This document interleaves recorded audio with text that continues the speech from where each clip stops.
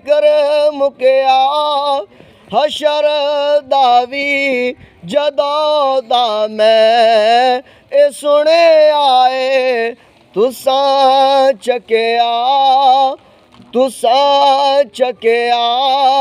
गुनाहगारां दा भारा या रसूल अल्लाह गरीबां ते यतीमां दा सहारा या रसूल अल्लाह। इत्थों पता ये चलता है कि हर आम दा खास दा अमीर दा गरीब दा छोटे दा वड्डे दा जिस कौम दे नाल भी ताल्लक है अगर सहारे वाली कोई ज़ात है तो आमना दा लाल है।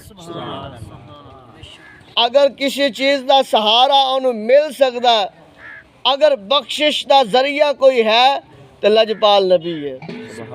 याद रख लो अगर कोई बंदा सारी जिंदगी ला इलाहा इल्लल्लाह कहंदा गुजार देवे लेकिन लजपाल नबी दा नाम ना लवे मुहम्मदुर रसूलुल्लाह ना आखे ते उनकी इबादत उनका कलमा पढ़ना अल्लाह आपकी बारगाह दे विच कबूल नहीं फरमांदा।